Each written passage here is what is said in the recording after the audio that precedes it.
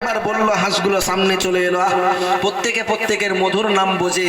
আপনিও যদি আপনার সংসারে স্ত্রীর সঙ্গে হাসি মুখে কথা বলেন, আপনি যখন সংসারে ভাত খাচ্ছেন এক ফ্যামিলিতে বসে, যদি স্ত্রীর গালে এক লোকমা খাবার তুলে দেন, তাহলে ভেবে দেখুন তো আপনার স্ত্রী আপনার প্রতি কত খুশি হবে, তাই তো নাকি? এগুলো আমরা করি না, এগুলো হচ্ছে মরা সুন্নাত। আমি এগুলো মরা সুন্নাত জিন্দা সুন্নাত বোঝাতে যেয়ে বোঝাচ্ছি। আমরা ভালোবাসবো কাকে? রাত 12টার সময় সোনামণিকে ফোন করেছে ট্যাবলেট, ফোন করে বলছে সোনামণি হ্যালো, এও বলে হ্যাঁ বলো, বলে রাতের বেলা সিঙ্গাড়ার ভিতর আলু কি করে গেল। এই তো ভালোবাসার কথা চলছে। আরে ভালোবাসুন, যাকে ভালোবাসলে আপনার নামাজ কবুল হবে, যাকে ভালোবাসলে আপনার ইবাদত কবুল হবে, যাকে ভালোবাসলে আপনার আল্লাহকে ভালোবাসা হবে, আর আল্লাহকে ভালোবেসে নিলে আপনার জন্য জান্নাতটা আসান হয়ে যাবে। ভালো তাকেই বাসুন যাকে বাসলে আল্লাহ খুশি হবে, ঠিক কিনা? আমরা ভালোবাসবো কাকে?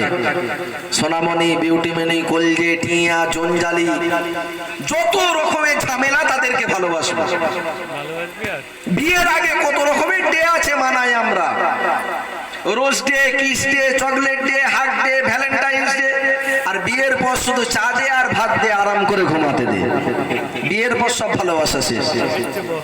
এমনই তো হয় নাকি? হ্যাঁ, ভালোবাসুন তাকে, যাকে ভালোবাসলে দুনিয়া আখিরাত আপনার হয়ে যাবে। ভালো তাকে বাসুন।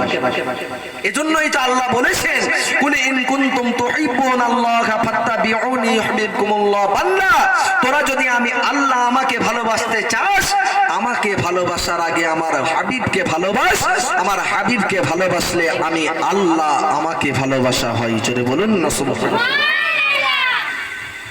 শুধু নবীজির জিন্দা সুন্নাত মরা সুন্নাত বোঝাতে গিয়ে কত কথা বলতে হলো, এখনো তাই শেষ নয়।